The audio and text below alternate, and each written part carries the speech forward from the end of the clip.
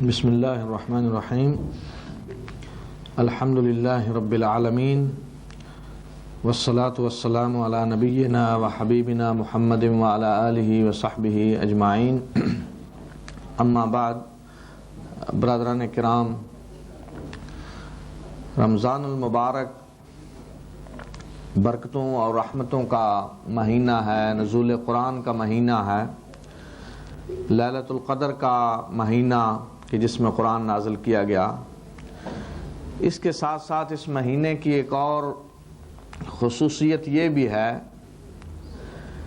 کہ اس میں مسلمانوں کو عظیم کامیابیاں حاصل ہوئیں، عظیم فتوحات حاصل ہوئیں، اور سب سے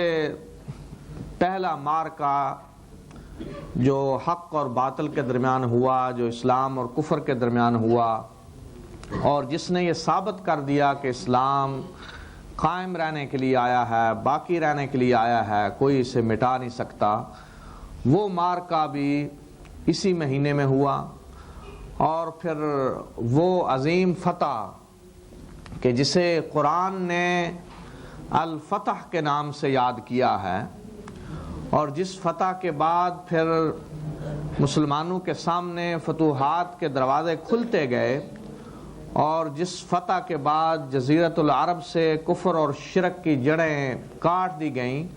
وہ فتح، عظیم فتح بھی اسی مہینے میں ہوئی، یعنی فتح مکہ۔ تو اس بابرکت مہینے کو گزارتے ہوئے ہر سال ہم اس عظیم غزوہ کو، اس عظیم جنگ کو بھی یاد کرتے ہیں جو حق اور باطل کے درمیان برپا ہوئی۔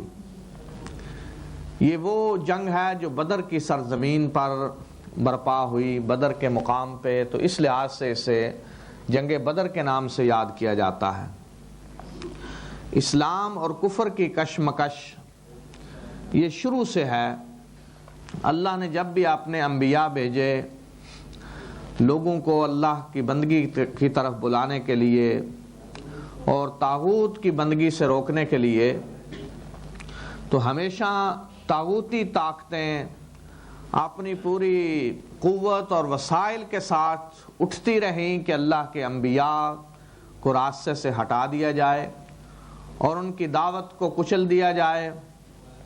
اور ان کی آواز کو بند کر دیا جائے۔ تو کبھی تو ان قوتوں کو کامیابیاں حاصل ہوئیں کہ اللہ کے انبیاء کو شہید کر دیا گیا، اللہ کے انبیاء پر ایمان لانے والوں کو اذیتیں دے کر انہیں ختم کر دیا گیا، اور حق کی آواز کو دبانے میں یہ قوتیں کامیاب ہو گئیں۔ اور کبھی اللہ کے انبیاء اور ان پر ایمان لانے والوں نے اپنی ہمت اور جرأت اور شجاعت اور جذبے سے اس قدر کام لیا کہ اللہ نے انہیں فتوحات عطا کیں اور کفر اور شرک کی قوتیں مٹا دی گئیں، ان کا خاتمہ کر دیا گیا۔ تو یہ کشمکش پرانی ہے، اور یہ کشمکش فطری ہے کہ جب بھی اللہ کے دین کا نام لے کر لوگ اٹھیں گے، اللہ کے دین کے غلبے کے لیے اٹھیں گے، اللہ کے دین کو پھیلانے کے لیے اٹھیں گے، اسے ہر نظام ہائے زندگی پہ غالب کرنے کے لیے اٹھیں گے، اور اسے انفرادی اور اجتماعی زندگیوں کے اندر غالب کرنے کے لیے اٹھیں گے، تو حق اور باطل کی یہ کشمکش برپا ہوگی۔ اور ایسی حالت میں باطل کبھی آرام سے نہیں بیٹھے گا۔ یہ اتنی فطری بات ہے کہ رسول اللہ صلی اللہ علیہ وسلم پر جب پہلی وحی نازل ہوئی اور آپ کچھ پریشان ہوئے کہ یہ کیا معاملہ ہے، تو آپ جانتے ہیں وہ واقعہ کہ حضرت خدیجہ رضی اللہ تعالی عنہا آپ کو اپنے بھائی، چچا زاد بھائی ورقہ بن نوفل کے پاس لے گئیں۔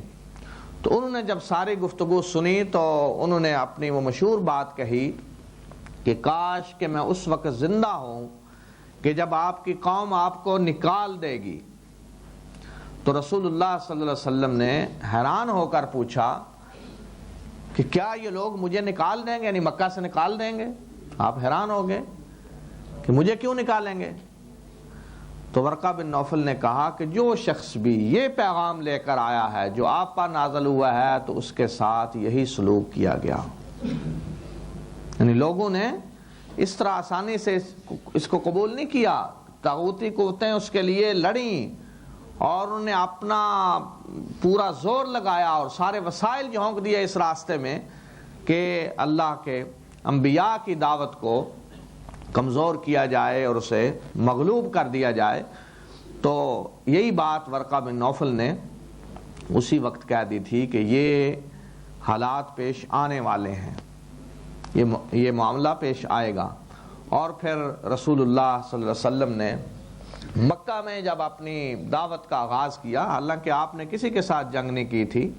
کسی کو کچھ نہیں کہا تھا، حتیٰ کہ کسی بت تک کو نہیں توڑا تھا. کسی مسلمان نے مکی زندگی میں کسی بت کو نہیں توڑا،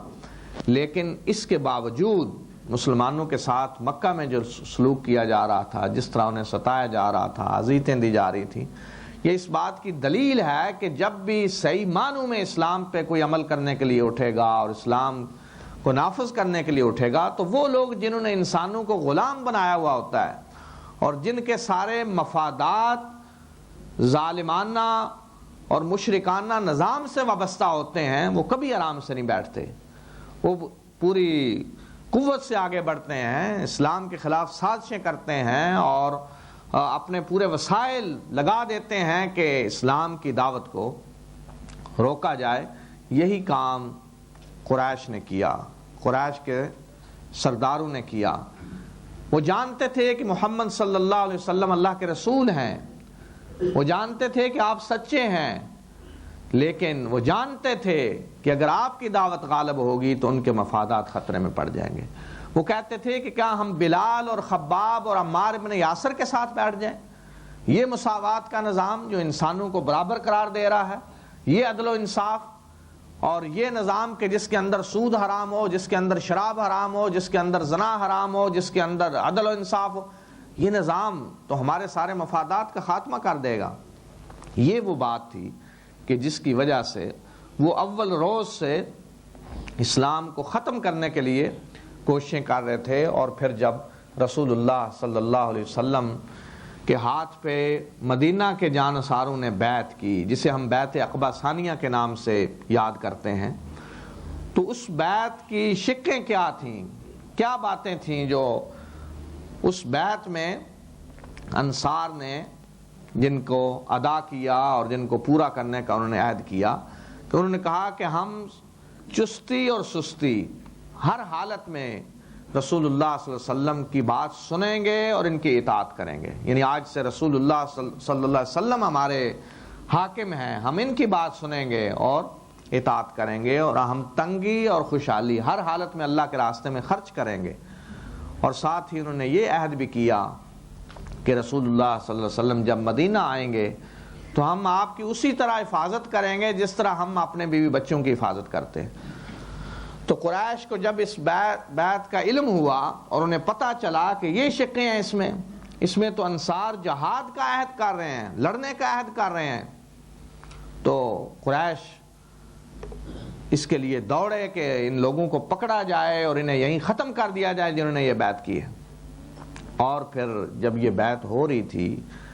تو اس وقت انصار کے کچھ سردار آگے بڑھے اور انہوں نے اپنے ہم وطنوں کو، اپنے ہم قبیلہ لوگوں کو مخاطب کر کے کہا کہ اچھی طرح سوچ لو کہ کس بات پہ بیعت کر رہے ہو. تم قتل کیے جاؤ گے، تمہارے سردار قتل کیے جائیں گے، تمہارا مال سارا اس راستے میں تباہ ہو جائے گا، تمہیں قربانیاں دینی پڑیں گی، ساری دنیا سے تمہیں لڑنا پڑے گا، سرخ و سفید سب لوگوں سے لڑنا پڑے گا، جنگیں کرنی پڑیں گی. تو کہیں ایسا نہ ہو کہ جب اس قسم کے حالات سے تمہیں سابقہ پیش آئے تو تم پیچھے ہٹ جاؤ. اگر اس وقت پیچھے ہٹنا ہے تو آج پیچھے ہٹ جاؤ، بہتر ہے. حضرت عباس بن عبادہ رضی اللہ تعالیٰ عنہ اٹھے، انہوں نے یہ باتیں کی. حضرت اسد بن زرارہ رضی اللہ تعالیٰ عنہ اٹھے، انہوں نے یہ باتیں کی. پھر بار بار جب انصار نے کہا کہ ہم یہ سب کچھ کرنے کے لیے تیار ہیں تو پھر یہ بیعت ہوئی. یہ سارا کچھ کیوں کیا جا رہا تھا؟ ابھی تو وہ لوگ ایمان لائے تھے، لیکن وہ جانتے تھے کہ ایمان کا یہ راستہ جس پہ ہم چلے ہیں اس میں یہ سارے مراحل آئیں گے. یہ کوئی آسان راستہ نہیں ہے، یہ کوئی ایسا راستہ نہیں ہے کہ جس پہ پھول بچھے ہوئے ہیں کہ جس راستے پہ ہم چلیں گے اور فوراً ہم جنت میں پہنچ جائیں گے. وہ جانتے تھے کہ یہ راستہ ایسا ہے کہ جس میں یہ ساری منزلیں آنی ہیں، ان میں سے ہم نے گزر کر آگے جانا ہے. صرف انہوں نے ایک بات پوچھی کہ اے اللہ کے رسول صلی اللہ علیہ وسلم جب ہم یہ سب کچھ کریں گے، یہ ساری قربانیاں دیں گے اور اس کے لیے ہم تیار ہیں، تو ہمیں کیا ملے گا؟ تو آپ نے فرمایا کہ تمہیں جنت ملے گی۔ تو وہ جانتے تھے کہ ہم نے جنت کا سودا کیا ہے، لیکن جنت تک پہنچنے کے لیے یہ منزلیں ہیں جن سے ہمیں گزرنا ہوگا، اس معاملے میں کوئی کسی کو شک نہیں تھا۔ تو رسول اللہ صلی اللہ علیہ وسلم نے جب ہجرت کی، آپ مدینہ منورہ پہنچے اور ایک اسلامی حکومت قائم ہوگی، تو اس کے بعد واضح تھا کہ اب ساری مشرکانہ اور طاغوتی قوتیں مل کر اس حکومت کو ختم کرنے کی کوشش کریں گی، اور اس کے لیے کوششیں شروع ہو گئیں۔ جہاں یہ کوششیں شروع ہوئیں، وہیں رسول اللہ صلی اللہ علیہ وسلم نے بھی اپنی حکومت کے استحکام کے لیے اور اسے بڑھانے کے لیے اور اپنے ساتھیوں کی ٹریننگ اور تربیت کے لیے اور انہیں جہاد کے لیے تیار کرنے کی کوششیں شروع کر دیں۔ تو اس طرح یہ آغاز ہوا اس کشمکش کا کہ جو اسلام اور کفر کے درمیان ہونی لازمی تھی، وہ دن کہ جو آنا تھا، ایک دن جس کا وقوع ناگزیر تھا، تو پھر وہ دن آ گیا کہ جس دن رسول اللہ صلی اللہ علیہ وسلم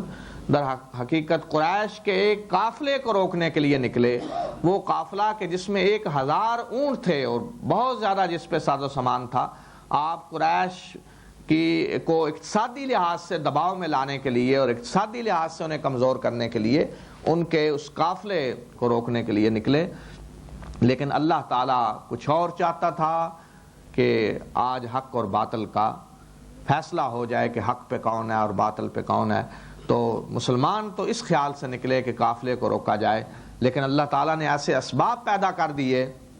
کہ جس کے نتیجے میں یہ مارکا پیش آیا، جسے ہم جنگ بدر کے نام سے یاد کرتے ہیں۔ تو اس مارکے کا کچھ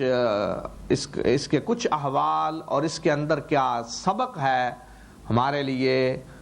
اور مسلمانوں نے کس طرح قربانیاں دیں، وہ چند واقعات کے جن سے ہمارا ایمان تازہ ہوتا ہے، یہ میں مختصر سے وقت میں بیان کروں گا۔ رسول اللہ صلی اللہ علیہ وسلم مدینہ سے نکلے قافلہ روکنے کے لیے، لیکن آپ جب آدھا سفر طے کر چکے تو آپ کو پتہ چل گیا کہ قافلہ تو نکل چکا ہے، تو آپ کو یہ یقین ہو گیا کہ اب جنگ ہوگی، اس لیے کہ آپ کو یہ بھی خبر مل چکی تھی کہ قریش بھی اپنے قافلے کو روکنے کے لیے نکل چکے ہیں۔ تو اس موقع پہ رسول اللہ صلی اللہ علیہ وسلم نے اپنے ساتھیوں سے مشورہ کیا، آپ نے لوگوں کو جمع کیا اور فرمایا اشیروا علی ایھا الناس، اے لوگوں مجھے مشورہ دو کہ کیا کرنا چاہیے۔ آپ نے صورتحال ان کے سامنے رکھی اور یہ بتایا کہ اللہ تعالیٰ نے مجھے 2 میں سے ایک چیزوں پہ کامیابی حاصل کرنے کا وعدہ کیا ہے، یا قافلہ یا لشکر۔ تو آپ کو یقین تھا کہ اللہ کامیابی عطا کرے گا، اللہ کا وعدہ ہے، لیکن آپ نے لوگوں سے مشورہ کیا۔ تو مہاجرین کے سردار اٹھے، حضرت ابو بکر، حضرت عمر، حضرت مقداد، انہوں نے کہا کہ اللہ کے رسول صلی اللہ علیہ وسلم آپ اللہ کے راستے میں نکلیں، ہم آپ کے ساتھ ہیں، ہم آپ کو وہ جواب نہیں دیں گے جو بنی اسرائیل نے حضرت موسیٰ کو دیا تھا کہ تم اور تمہارا رب جا کر لڑو، ہم یہاں بیٹھیں گے، بلکہ ہم یہ کہتے ہیں کہ آپ اور آپ کا رب چلیں لڑیں اور ہم بھی آپ کے ساتھ ہیں، اور آپ اگر ہمیں حکم دیں تو ہم سمندر میں بھی کود جائیں گے اور جس طرف لے جانا چاہیں ہم وہاں جانے کے لیے تیار ہیں۔ لیکن پھر بھی رسول اللہ صلی اللہ علیہ وسلم فرما رہے تھے کہ اشیروا علی ایھا الناس، اے لوگوں مجھے مشورہ دو۔ تو حضرت سعد بن معاذ رضی اللہ تعالی عنہ جو انصار کے سردار تھے، انہوں نے کہا کہ اللہ کے رسول صلی اللہ علیہ وسلم شاید آپ کا اشارہ ہماری طرف ہے، انصار کی طرف، تو ہم آپ کو یقین دلاتے ہیں کہ ہم آپ پر ایمان لائے ہیں، ہم نے آپ کی تصدیق کی ہے اور جو حق لے کر آپ آئے ہیں ہم نے اس حق کو مانا ہے، تو اب ہم ہر قسم کی قربانی دینے کے لیے تیار ہیں، آپ جس سے لڑیں ہم اس سے لڑیں گے، جس سے آپ صلح کریں ہم اس سے صلح کریں گے، اور جو مال ہمارے مالوں میں سے آپ لینا چاہیں وہ آپ لیں، جو آپ لیں گے وہ ہمارے لیے زیادہ پسندیدہ ہوگا اس سے جس کو آپ چھوڑ دیں گے، اور اگر آپ ہمیں لے کر کسی بھی دنیا کے کونے میں جانا چاہیں اور لڑنا چاہیں کس سے تو ہم اس کے لیے تیار ہیں۔ آپ یہ نہ سمجھیں کہ ہم نے مدینہ میں آپ کی حفاظت کا عہد کیا تھا، بلکہ ہم ہر جگہ آپ کی حفاظت کریں گے، اور آپ دیکھیں گے کہ ہم جنگ کرنے والے لوگ ہیں، ہم لڑنے والے لوگ ہیں، اللہ تعالیٰ آپ کی آنکھیں ٹھنڈی کرے گا ہمیں دیکھ کر۔ تو جب حضرت سعد بن معاذ رضی اللہ تعالیٰ نے یہ تقریر کی تو رسول اللہ صلی اللہ علیہ وسلم کا چہرہ خوشی سے چمک اٹھا اور آپ نے فرمایا کہ اللہ کے راستے میں آگے بڑھو، اللہ تعالیٰ ہمیں کامیابی عطا فرمائے گا۔ تو اس موقع پہ جو چیز سمجھنے والی ہے وہ یہ ہے کہ اللہ کے رسول صلی اللہ علیہ وسلم نے اول روز سے مشاورت کی بنیاد رکھی، لوگوں سے مشورہ کیا، اپنے ساتھیوں کی ایسی تربیت کی کہ آپ اللہ کے رسول ہیں، آپ سے بہتر کسی کی کوئی رائے نہیں ہو سکتی، آپ سے زیادہ کوئی جاننے والا نہیں ہے، آپ سے زیادہ کوئی سمجھدار نہیں ہے،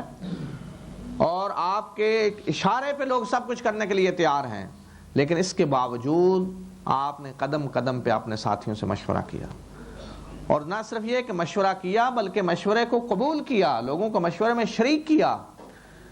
کیونکہ آپ بنیاد رکھ رہے تھے ایک نظام کی، بنیاد رکھ رہے تھے اس پوری جد و جہد کی کہ جو کبھی بھی اسلام کے راستے میں کرنے کی ضرورت پیش آ سکتی ہے، اور یہی مقصد تھا ان سارے مراحل سے رسول اللہ صلی اللہ علیہ وسلم کو گزارنے کا، کیونکہ آپ اللہ کے آخری نبی ہیں، آپ کے بعد اب کوئی نبی نہیں آنا، تو قیامت تک کے لیے یہ دین باقی رہے گا،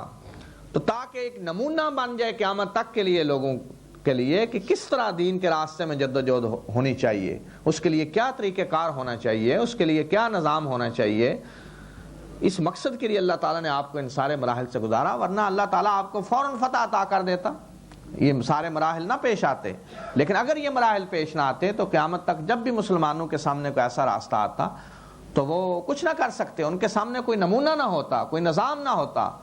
تو یہ حکمت تھی کہ اللہ تعالیٰ نے آپ کو ان مراحل سے گزارا، اور پھر آپ نے ایک نمونہ پیش کیا لوگوں کے سامنے کہ یہ ہے طریقہ، یہ ہے نظام جس کے مطابق ہم نے چلنا ہے، جس کے مطابق ہم نے دنیا کا نظام چلانا ہے۔ تو آپ آگے بڑھے اور بدر کے میدان کے قریب جا کر آپ نے پڑاؤ ڈالا، اور وہاں پھر دشمن کے حالات معلوم کرنے کے لیے آپ نے جاسوسی کا طریقہ اختیار کیا۔ سب سے پہلے آپ اور حضرت ابو بکر صدیق رضی اللہ تعالی عنہ آگے گئے تاکہ حالات کا جائزہ لیں،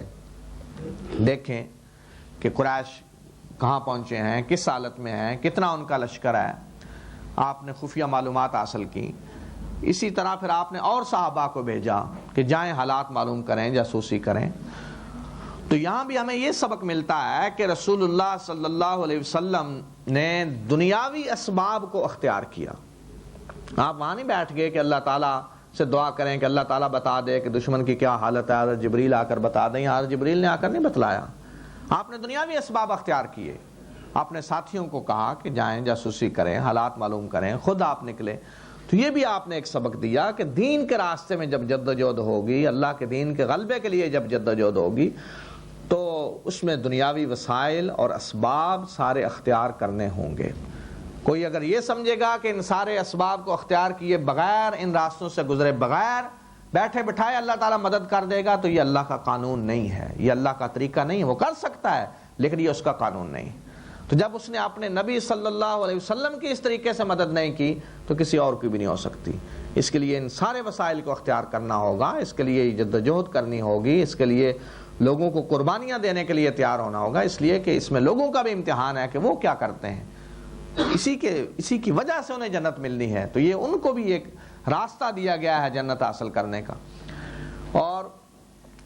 پھر جب آپ آگے بڑھتے ہیں اور دشمن سے آمنا سامنا ہوتا ہے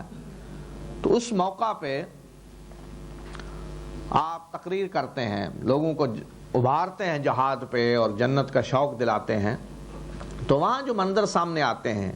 اس سے پتہ چلتا ہے کہ صحابہ کرام رضوان اللہ تعالی علیہم اجمعین کے اندر جنت کا کتنا شوق تھا، اور رسول اللہ صلی اللہ علیہ وسلم نے جو اصل حقیقت انہیں بتلائی تھی، جو اصل کامیابی ان کے سامنے رکھی تھی، وہ جنت کی کامیابی تھی۔ یہی آپ نے لوگوں کی تربیت کی تھی کہ اصل کامیابی جنت کی کامیابی ہے، اور جہاں وہ حاصل ہو رہی ہے وہاں سب کچھ قربان کیا جا سکتا ہے۔ جب آپ صفیں درست کر رہے تھے، ترغیب دے رہے تھے جہاد کی، تو آپ نے فرمایا کہ اٹھو اس جنت کی طرف جس کی وسعت آسمانوں اور زمین کے برابر ہے، جو وسیع ہے، پوری کائنات اس کے اندر آ جائے، اتنی بڑی جنت۔ تو ایک صحابی حضرت عمیر بن حمام رضی اللہ تعالیٰ عنہ کہتے ہیں کہ بہت خوب بہت خوب، واہ واہ واہ. تو واہ واہ کوئی مذاق کے طور پہ بھی کہہ سکتا ہے اور خوشی میں بھی کہہ سکتا ہے. تو آپ نے فرمایا کہ کیا بات ہے، تم واہ واہ کیوں کہہ رہے ہو؟ تو انہوں نے عرض کیا کہ اللہ کے رسول صلی اللہ علیہ وسلم اس امید پہ کہ شاید میں بھی جنت میں جانے والوں میں سے ہوں، میں بھی شاید ان لوگوں میں سے ہوں جو اس عظیم کامیابی کو حاصل کر سکیں. تو آپ نے فرمایا کہ تم بھی انہی لوگوں میں سے ہو. تو وہ اس وقت کھجوریں کھا رہے تھے تو انہوں نے پھینک دی، مکمل نہیں کی. انہوں نے کہا کہ اب جب مجھے خوشخبری مل چکی ہے کہ میں اہل جنت میں سے ہوں تو میں اتنی دیر نہیں کرنا چاہتا کہ اب یہاں دنیا میں کھجوریں کھاتا رہوں، دنیا کی نہیں. کھجوریں پھینکی اور کہا کہ اب میں لڑوں گا، اللہ کے راستے میں لڑے اور شہید ہو گئے. تو یہ تصور تھا ان کے سامنے جنت کا، اور اتنا یقین تھا رسول اللہ صلی اللہ علیہ وسلم کے وعدوں پہ کہ جب آپ کے زبان مبارک سے انہوں نے سن لیا کہ تم بھی اہل جنت میں سے ہو تو پھر انہیں اس میں کوئی شک نہیں رہا. اور پھر اس جنت کے حصول کے لیے اور اس تک پہنچنے کے لیے انہوں نے اپنی سب سے قیمتی چیز جان قربان کر دی، اور قربان کرنے میں ذرا دیر بھی نہیں لگائی کہ اب میں دنیا میں تھوڑی دیر زیادہ ٹھہر لوں، فوراً اس جنت میں پہنچنے کی کوشش کی. تو یہ اصل کامیابی تھی کہ جو ان کی نظروں کے سامنے تھی. اور پھر جب جنگ شروع ہوتی ہے تو رسول اللہ صلی اللہ علیہ وسلم کی اپنی کیفیت کیا ہے؟ آپ حضرت ابوبکر صدیق رضی اللہ تعالیٰ عنہ کے ساتھ مرکز قیادت میں اللہ تعالیٰ سے دعا کر رہے ہیں خشوع و خضوع کے ساتھ، عاجزی اور انکساری کے ساتھ کہ اللہ تو نے جو وعدہ کیا ہے وہ پورا کر. اگر آج یہ جماعت ہلاک ہو گئی تو پھر کوئی دنیا میں تیری عبادت کرنے والا نہیں ہوگا. یعنی آج یہ لوگ ہیں کہ جن سے ابتدا ہونی ہے اسلام کی، جن سے اسلام کے غلبے کی ابتدا ہونی ہے. یہ لوگ ہیں جو اپنے خون سے اس اسلام کے درخت کو سیراب کریں گے کہ جس کے سائے میں پھر پوری دنیا آ جائے گی. تو آپ نے فرمایا کہ اگر یہ جماعت ہلاک ہوگی تو پھر آئندہ کوئی اللہ کی عبادت کرنے والا نہیں آئے گا. اے اللہ اگر تو چاہتا ہے کہ کوئی تیری آئندہ عبادت نہ کرے تو پھر یہ جماعت ہلاک ہو، اور اگر تو چاہتا ہے کہ دنیا میں تیری عبادت کی جائے تو آج اس جماعت کو کامیابی عطا فرما. اور آپ اس قدر خشوع و خضوع سے دعا کر رہے تھے کہ آپ کی چادر بار بار آپ کے کنوں سے گر جاتی تھی. حضرت ابوبکر صدیق رضی اللہ تعالی عنہ کہتے ہیں کہ مجھے رحم آ رہا تھا آپ کی حالت پہ، یعنی آپ سے اللہ کا وعدہ تھا کامیابی ہونے والی ہے، پھر بھی اس قدر آپ اللہ تعالیٰ سے دعا کر رہے ہیں خشوع و خضوع کے ساتھ. اور پھر اعتماد ہے، یقین ہے اللہ ہی کی نصرت پہ. لیکن آپ یہ دیکھیں کہ یہ دعا آپ نے مدینہ میں بیٹھ کر نہیں کی کہ آپ مدینہ میں بیٹھ کر یہ دعا کر دیں کہ اللہ کافروں کو ختم کر دے اور ہمیں کامیابی عطا کر دے. یہ دعا آپ نے میدان کے اندر آ کر کی، اس وقت کی کہ جب جو کچھ آپ کے پاس تھا، جو افرادی قوت، جو وسائل، وہ آپ نے میدان میں لا کر رکھ دیے، اور لوگ آپ کے ساتھی اپنی جانیں ہتھیلیوں پہ رکھ کر کھڑے ہیں، حاضر ہیں آپ کے ایک اشارے پہ جان قربان کرنے کے لیے. تو اس وقت آپ نے اللہ تعالیٰ سے یہ دعا کی. اور یہی وہ وقت ہے کہ جب اللہ تعالیٰ ایسی دعاؤں کو قبول کرتا ہے. اس لیے کہ اللہ کا قانون یہ نہیں ہے کہ اللہ پر ایمان لانے والے کچھ کرنے کے لیے تیار نہ ہوں، لڑنے کے لیے تیار نہ ہوں، قربانی دینے کے لیے تیار نہ ہوں، اور وہ صرف دعائیں کریں کہ اللہ ہمیں کامیابی عطا کر دے اور اللہ انہیں کامیابی عطا کرے. اس طرح نہیں ہو سکتا.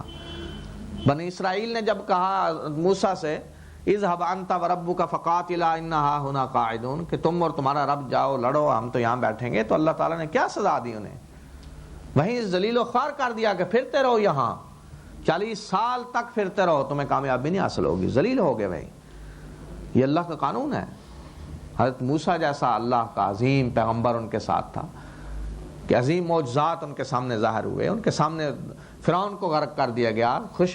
سمندر سے انہیں گزارا گیا. یہ ساری چیزیں انہوں نے دیکھی، اللہ نے مدد کی. لیکن جب انہوں نے کہا کہ نہیں ہم لڑنے کے لیے تیار نہیں ہیں تو اللہ تعالیٰ نے فرمایا کہ نہیں، اب اس طرح مدد نہیں آئے گی. اللہ کا یہ قانون ہے کہ اللہ کی مدد تب آتی ہے کہ جب مسلمان جو کچھ ان کے پاس ہے وہ لے کر میدان میں آئیں، کچھ کرنے کے لیے تیار ہوں، قربانی دینے کے لیے تیار ہوں، پھر اللہ سے دعا کریں. تو رسول اللہ صلی اللہ علیہ وسلم نے یہ طریقہ بتایا کہ یہ ہے دعا کرنے کا طریقہ، اس حالت میں دعا کی جائے اور اس حالت میں اللہ تعالیٰ دعا قبول فرماتا ہے. اور پھر دعا کے بعد آپ نے خوشخبری دی حضرت ابوبکر صدیق رضی اللہ تعالیٰ عنہ کو، فرمایا کہ دعا قبول ہو گئی ہے اور یہ جبرائیل آ رہے ہیں فرشتوں کے ساتھ اللہ کی مدد لے کر، اور خوش ہو جاؤ کہ فرشتے آ گئے ہیں اور وہ اللہ کی طرف سے تمہاری مدد کریں گے۔ تو فرشتے آئے، اس طرح فرشتے آئے کہ کئی لوگ جو قیدی بنے وہ کہتے تھے کہ ہمیں کسی انصار یا مہاجرین میں سے کسی نے گرفتار نہیں کیا۔ خود حضرت عباس رضی اللہ تعالیٰ عنہ قیدی تھے، تو جو انصاری انہیں قیدی بنا کر لایا وہ کہتے تھے کہ اس نے مجھے گرفتار نہیں کیا، مجھے تو ایک سفید سے آدمی نے گرفتار کیا جو یہاں کہیں نظر نہیں آ رہا۔ اور کئی صحابہ کہتے تھے کہ ہم کسی دشمن کے پیچھے دوڑ رہے ہوتے تھے اور ہمارے پہنچنے سے پہلے اس کا سر کٹ کر گر پڑتا تھا، یا کوڑے پڑنے کی ہمیں آوازیں آتی تھی جبکہ کسی چیز کو ہم دیکھ نہیں رہے تھے۔ تو رسول اللہ صلی اللہ علیہ وسلم فرماتے کہ یہی اللہ کے فرشتے تھے جو تمہاری مدد کر رہے تھے۔ تو اللہ کے فرشتے آئے، انہوں نے مدد کی، انہوں نے جنگ میں حصہ لیا، لیکن کب کہ جب مسلمان جان ہتھیلیوں پر رکھ کر آ گئے، میدان میں کود پڑے، اتنی بڑی طاقت کے ساتھ جو ان سے 3 گنا زیادہ تھی، یعنی 313-14 کے قریب تعداد مسلمانوں کی ہے اور 1000 تعداد مشرکین کی ہے۔ اور مسلمانوں کے وسائل ساز و سامان کا یہ حال ہے کہ 2 گھوڑے ہیں اور 70 اونٹ ہیں جن پہ لوگ باری باری سوار ہو رہے تھے۔ اور دیکھیں وہ مساوات کے مظاہرے کہ جس کی رسول اللہ صلی اللہ علیہ وسلم نے مثالیں قائم کی کہ اسی سفر میں جب آپ جا رہے تھے تو 3 آدمیوں کو 1 اونٹ ملا تھا کہ وہ باری باری سوار ہوں گے، تو رسول اللہ صلی اللہ علیہ وسلم کے ساتھ بھی 2 اور صحابی تھے۔ تو انہوں نے عرض کیا کہ اللہ کے رسول صلی اللہ علیہ وسلم ہم اپنی باری سے دستبردار ہو جاتے ہیں، آپ ہی سوار رہیں، ہم پیدل چلیں گے۔ اور پیدل چلنا ان کے لیے کیا ہے، جو اللہ کے رسول صلی اللہ علیہ وسلم کے لیے اپنی جان قربان کرنے کے لیے تیار ہیں، تو ان کے لیے پیدل چلنا کون سا مشکل ہے۔ تو انہوں نے کہا کہ ہم پیدل چلیں گے اور آپ سوار ہوں۔ تو رسول اللہ صلی اللہ علیہ وسلم نے فرمایا کہ یہ نہیں ہو سکتا، جو باری مقرر ہے جس طرح سب لوگوں کے لیے ہے اسی طرح ہوگا، جب تمہاری باری ہوگی تم سوار ہوگے، میں پیدل چلوں گا۔ اور آپ نے فرمایا کہ تم مجھ سے پیدل چلنے میں طاقتور نہیں ہو اور نہ ہی میں اجر و ثواب سے بے نیاز ہوں کہ مجھے ثواب کی ضرورت نہیں ہے، مجھے بھی ثواب کی ضرورت ہے۔ کیا ثواب کہ میں بھی اللہ کے راستے میں پیدل چلوں۔ یہ مثالیں آپ نے قائم کی، مساوات کی مثالیں، برابری کی مثالیں۔ اور پھر یہی اثر تھا اسی تربیت کا کہ حضرت عمر رضی اللہ تعالی عنہ جب فلسطین کی فتح کے لیے گئے تو آپ کا غلام آپ کے ساتھ تھا اور باری باری اونٹ پہ سوار ہو رہے تھے، کبھی آپ کبھی غلام۔ اور جب فلسطین پہنچے تو غلام کے سوار ہونے کی باری تھی، تو غلام سوار تھا اور آپ پیدل چل رہے تھے۔ یہ منظر لوگوں نے دیکھا کہ اتنی عظیم سلطنت کا حکمران، پورا جزیرۃ العرب اور شام اور عراق اور ایران سب جس کے تابع ہیں، اتنی عظیم سلطنت کا حکمران اونٹ کی نکیل پکڑے پیدل چل رہا ہے اور اس کا غلام اونٹ پہ سوار ہے۔ کون سوار ہے؟ غلام، اس کا ساتھی بھی نہیں، غلام نوکر سوار ہے اور وہ نیچے چل رہے ہیں نکیل پکڑ کر۔ یہ اسی تربیت کا اثر تھا جو رسول اللہ صلی اللہ علیہ وسلم نے کی۔ اور جب ایسے لوگ تیار ہوں، جب یہ صفات ہو لوگوں کی، تو آپ بتائیں کہ دنیا کی کون سی طاقت ان کے آگے ٹھہر سکتی ہے؟ پھر جہاں وہ جائیں گے لوگ کیوں نہیں ان کے سامنے جھکیں گے؟ لوگوں کے دلوں کے دروازے کھل جائیں گے۔ اسی وجہ سے مسلمانوں کی تلواروں کے زور سے لوگوں نے اطاعت قبول نہیں کی، مسلمانوں کے کردار کی وجہ سے لوگوں کے دل فتح ہو گئے اور فوج در فوج لوگ اللہ کے دین میں داخل ہو گئے۔ یہ اسی تربیت کا اثر تھا کہ جو رسول اللہ صلی اللہ علیہ وسلم نے کی۔ آپ کو کسی مولوی اور پیر کی طرح نہیں تھے کہ جو دن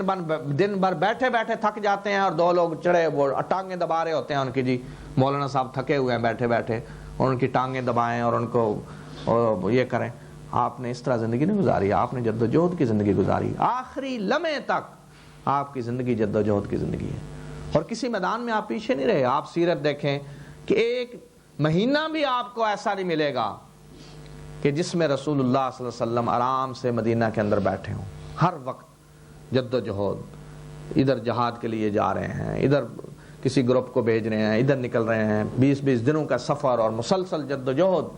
پوری زندگی آپ نے اس طرح گزاری۔ اور پھر کسی مرحلے میں بھی آپ پیچھے نہیں رہے، ہر چیز میں خود حصہ لیا، خود آگے بڑھ کے تمام کام آپ نے کیے۔ حتیٰ کہ اگر صحابہ کھانا پکا رہے ہیں تو آپ فرماتے ہیں کہ مجھے بھی کسی ٹیم میں لگائیں، میں لکڑیاں لے کر آتا ہوں، کام کروں گا، میں ایسے نہیں بیٹھے آپ۔ اور اگر لوگوں نے بھوک کی شکایت کی تو آپ نے فرمایا کہ اگر تمہارے پیٹ پہ ایک پتھر ہے تو میرے پیٹ پہ 2 پتھر بندھے ہوئے ہیں. یہ وہ مساوات تھی, برابری. یہ نمونہ رسول اللہ صلی اللہ علیہ وسلم نے پیش کیا. تو جب تک یہ نمونہ ہماری زندگیوں میں نہیں آئے گا اور جب تک اس طرح کا نظام قائم نہیں ہوگا, اس وقت تک اللہ کا دین غالب نہیں ہوگا. اس کے لیے وہی طریقہ اختیار کرنا ہوگا, وہی جد و جہد کرنی ہوگی, اسی راستے سے گزرنا ہوگا. یہ اسی لیے راستہ بنایا گیا تاکہ قیامت تک کے لیے مسلمان اسی راستے سے گزریں. اور پھر جب جنگ شروع ہوئی تو آپ دیکھیں کہ رسول اللہ صلی اللہ علیہ وسلم نے سب سے پہلے اپنے خاندان کے لوگوں کو آگے کیا. یہ نہیں کہا کہ انہیں تو بچا کے رکھیں دوسرے لوگ لڑیں, نہیں, آپ نے فرمایا کہ سب سے پہلے میرا خاندان. حضرت علی کو نکالا, حضرت حمزہ کو نکالا, حضرت عبیدہ بن حارث, سب سے پہلے 3 آدمی جو مسلمانوں کی طرف سے لڑنے کے لیے نکلے آپ کے خاندان کے لوگ تھے, آپ کے چچا زاد بھائی, آپ کے چچا, تاکہ لوگوں کو پتہ چلے کہ جس دین کے لیے آپ قربانیاں دے رہے ہیں, لوگ آئے ہیں قربانیاں دے رہے ہیں, اس میں سب سے پہلے اللہ کے رسول صلی اللہ علیہ وسلم کا خاندان قربانی دے گا. یہ بھی نمونہ آپ نے پیش کیا. پھر یہاں جو ایمان افروز مناظر آنکھوں کے سامنے آئے اور اس جنگ کی جو خصوصیات ہیں اس مارکے کی, یہ وہ مارکہ ہے کہ جو کسی لسانی بنیاد پہ نہیں لڑا گیا. یہ وہ جنگ نہیں ہے جو علاقائی بنیادوں پہ لڑی گئی ہو, جو قبائلی بنیادوں پہ لڑی گئی ہو, جو لسانی بنیادوں پہ لڑی گئی ہو. یہ واحد نظریاتی جنگ تھی, 2 نظریات کی جنگ تھی, 2 نظاموں کی جنگ تھی, 2 عقیدوں کی جنگ تھی, جس میں بھائی بھائی کے خلاف صف آ تھا, باپ بیٹے کے خلاف, اور چچا بھتیجے کے خلاف, اور ماموں بھانجے کے خلاف. حضرت علی رضی اللہ تعالیٰ عنہ کے بھائی عقیل مشرکین کی طرف سے لڑ رہے تھے, خود رسول اللہ صلی اللہ علیہ وسلم کے داماد مشرکین کی طرف تھے, آپ کے چچا ادھر تھے. حضرت عمر رضی اللہ تعالیٰ عنہ کا ماموں مشرکین کی طرف تھا جسے انہوں نے اپنے ہاتھوں سے قتل کیا. حضرت ابو عبیدہ بن جراح رضی اللہ تعالیٰ عنہ کا والد مشرکین کی طرف سے لڑنے آیا تھا, انہوں نے اپنے ہاتھوں سے اپنے والد کو قتل کیا. یہ پہلی جنگ تھی ان حالات میں کہ جب قبائلی جنگیں ہوتی تھیں, لوگ اپنے بھائیوں اور اپنے خاندان کی مدد کرتے تھے ہر حالت میں, خواہ وہ کچھ بھی کر رہے ہوں. یہ پہلا مارکا تھا کہ جو نظریہ کی بنیاد پہ لڑا گیا, جہاں محبت اللہ کے لیے اور دشمنی اللہ کے لیے. یہ ہے ایمان کے تقاضے. من احب للہ و ابغض للہ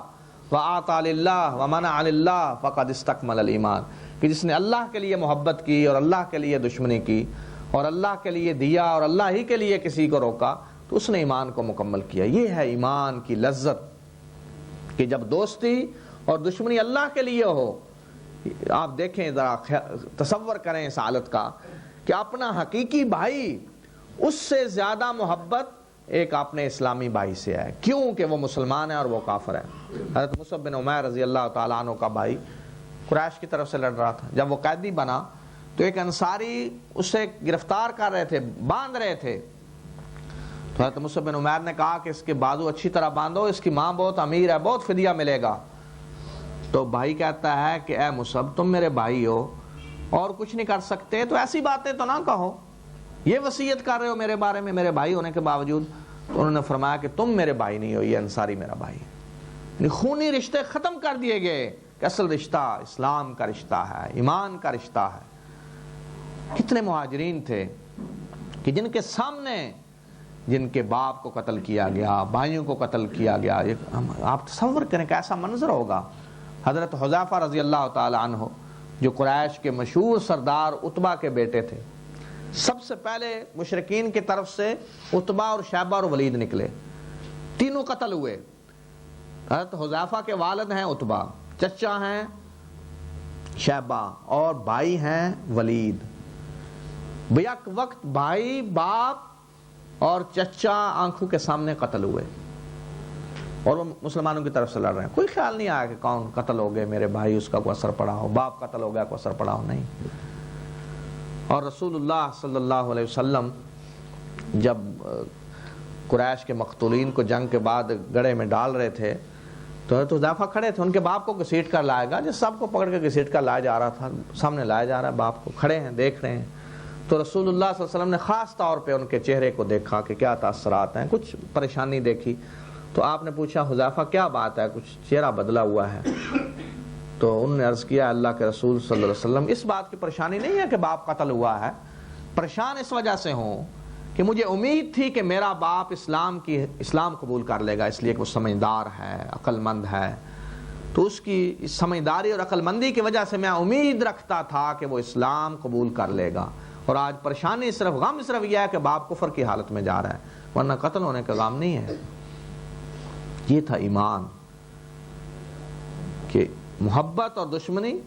اللہ کے لیے، یہ ایمان کے تقاضے ہیں۔ اور اسی طرح دیکھیں عدل اور انصاف اور مناظر مشاورت کے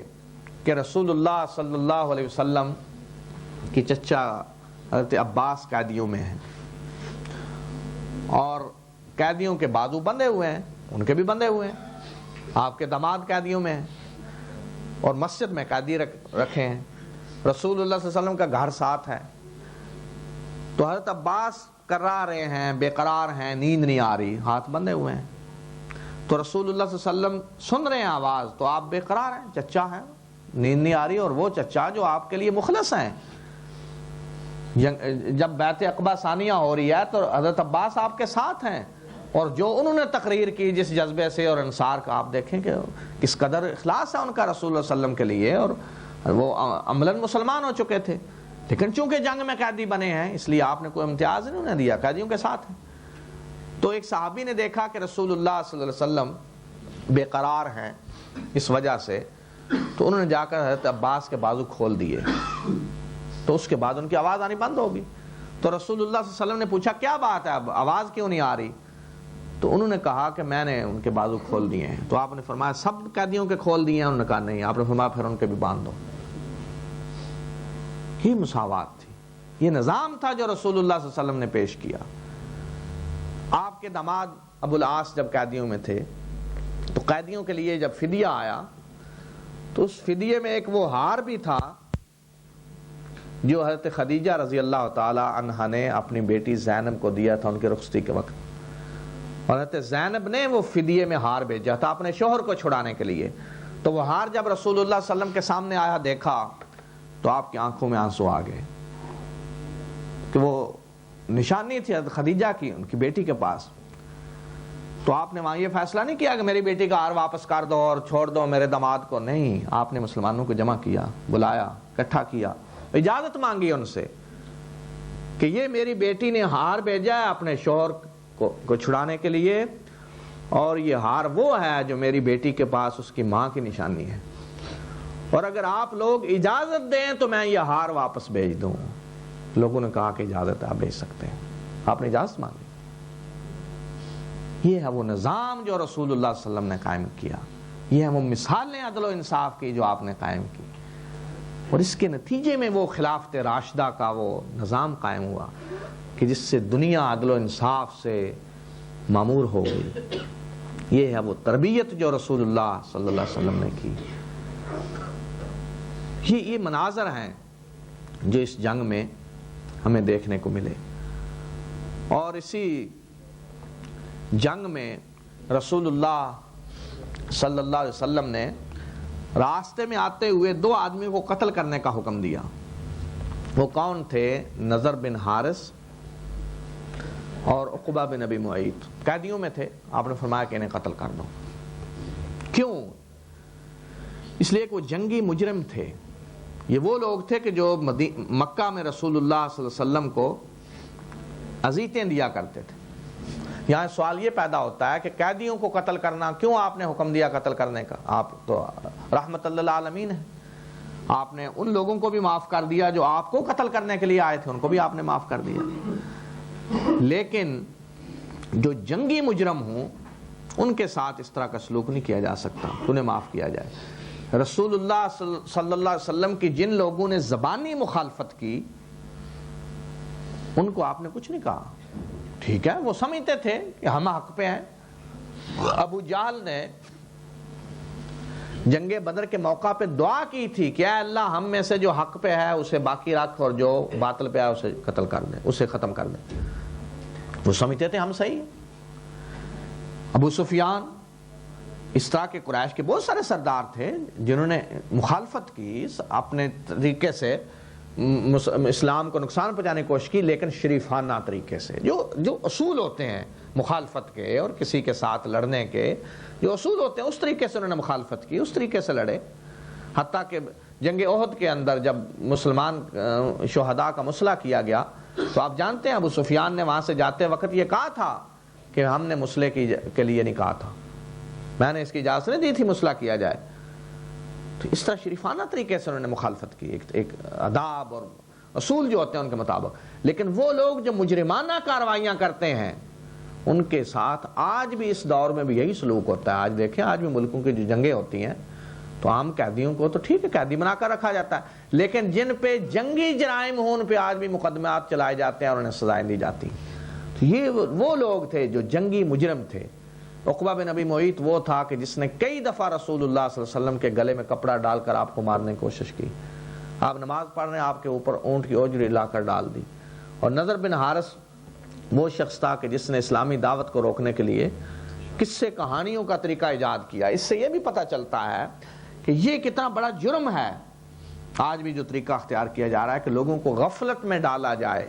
اسلام کا مقابلہ اس طریقے سے کیا جائے،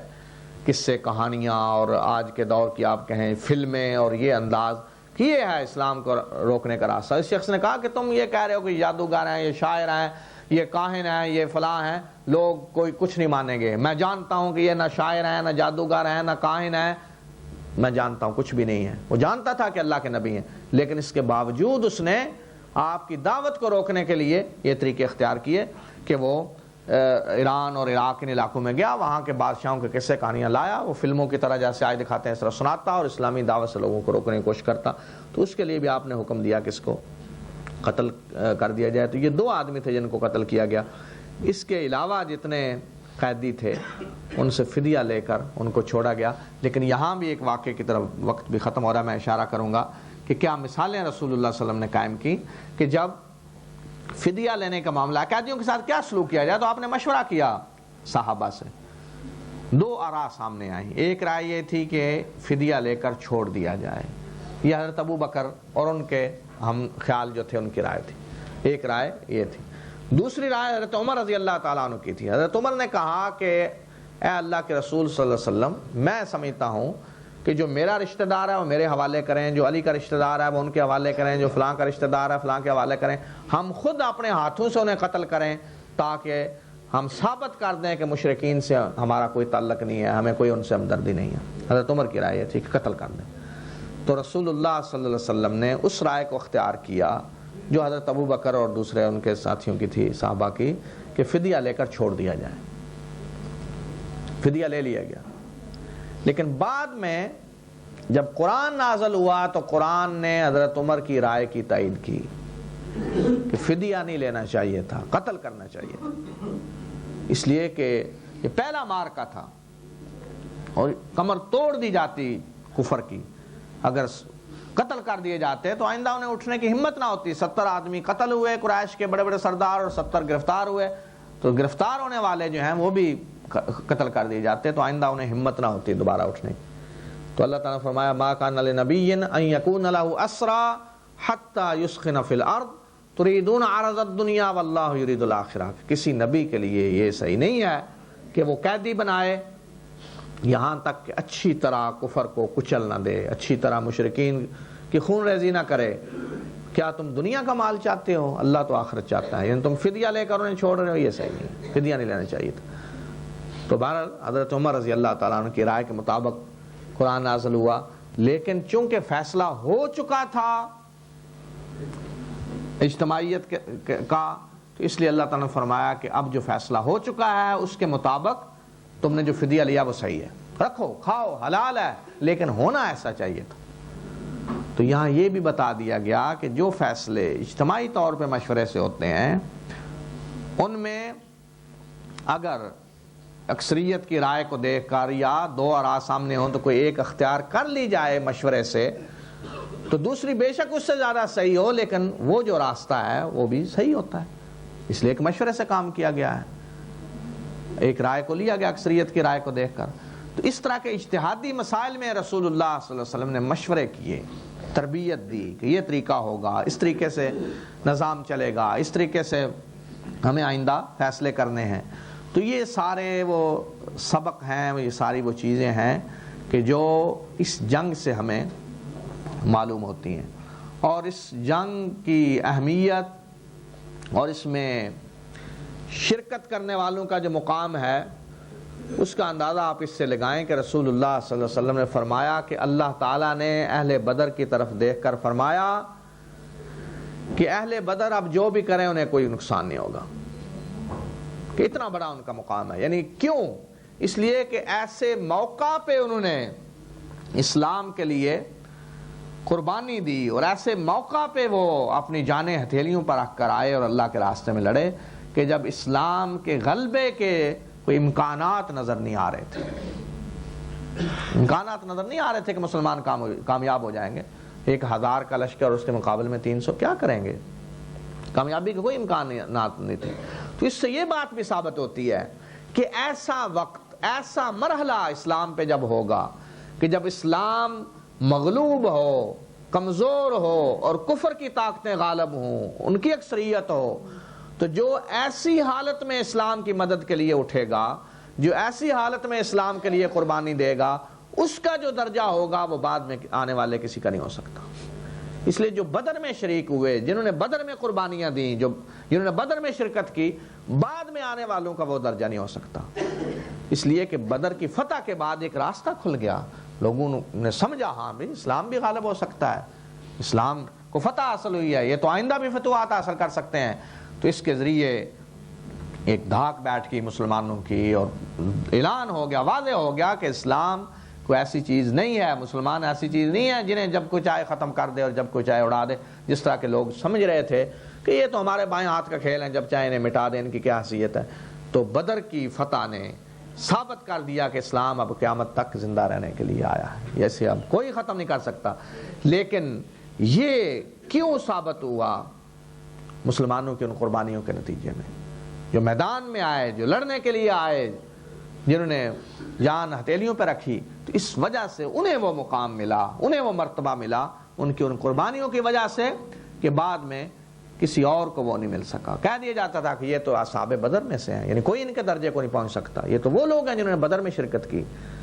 اتنا عظیم مقام انہیں مل گیا اس وجہ سے کہ انہوں نے اس حالت میں اسلام کی مدد کی کہ جب اسلام کمزور تھا، مغلوب تھا۔ تو آئندہ بھی قیامت تک کے لیے جب بھی اسلام پہ ایسا وقت آئے گا، بدر جیسی کیفیت کہ کفر غالب ہے اور ہر طرف کفر چھایا ہوا ہے اور اسلام کمزور ہے، مغلوب ہے،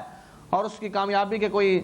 اثرات نظر نہیں آتے، اور اگر اس کی کامیابی کی بات کی جائے تو لوگ مذاق اڑاتے ہیں، یہ کیسے ہو سکتا ہے؟ تو جو لوگ اس حالت میں اٹھیں گے کہ ہاں اللہ کا دین غالب ہو کر رہے گا اور ہمیں یقین ہے، اور ہم اس کے غلبے کے لیے جدوجہد کریں گے، اور ہم اس کے غلبے کے لیے قربانیاں دیں گے، اور ہم اس کے غلبے کے لیے اپنا مال خرچ کریں گے، تو ان کی قربانیاں اور ان کا مال اور انہوں نے جو کچھ کیا ہے اس کا جو اجر ہے وہ ان لوگوں کا اجر نہیں ہو سکتا کہ جب اسلام کی فجر طلوع ہو رہی ہوگی اور نظر آ رہا ہوگا کہ اب اسلام آ رہا ہے، اس وقت جو لوگ آگے بڑھیں گے انہیں بھی اجر ملے گا، لیکن وہ اجر نہیں ملے گا جو ان کو ملے گا جنہوں نے بدر جیسے حالات میں اسلام کے لیے جدوجہد کی اور اسلام کے لیے قربانیاں دی۔ تو یہ وہ سارے سبق ہیں، یہ وہ ساری نصیحتیں ہیں جو ہمیں اس غزوے سے حاصل ہوتی ہیں۔ تو بہرحال وقت کی کمی کی وجہ سے میں پورا اس کا احاطہ تو نہیں کر سکا، اور نہ ہی حالات اور واقعات بتلانا مقصود تھا، بلکہ ایسے مناظر اور ایسی وہ چیزیں کہ جو ہمارے لیے نمونہ ہیں اور جو ہمارے لیے سبق ہیں وہ میں سامنے رکھنا چاہتا تھا۔ تو اللہ تعالی ہمیں توفیق عطا فرمائے کہ ہم اس جنگ اور اس غزوہ سے یہ فائدہ اٹھائیں اور اس کو پڑھیں اور سنیں تو ہمارے ایمان تازہ ہوں، اور ہم آج ان حالات میں کہ جب اسلام بالکل اسی کیفیت میں ہے، کفر غالب ہے اور کفر ہر طرف چھایا ہوا ہے، طاغوتی طاقتیں ہر طرف چھائی ہوئی ہیں، ان حالات میں اللہ تعالی ہمیں بھی توفیق عطا فرمائے کہ ہم اسلام کی مدد کے لیے آگے بڑھیں، ہم اسلام کے لیے کچھ کرنے کے لیے آگے بڑھیں۔ تو اللہ تعالی ہمیں توفیق بھی دے اور اللہ تعالی ہمیں اجر بھی دے اگر ہم ان حالات میں اسلام کے غلبے کے لیے جدوجہد کریں۔ وآخر دعوانا الحمدللہ رب العالمین۔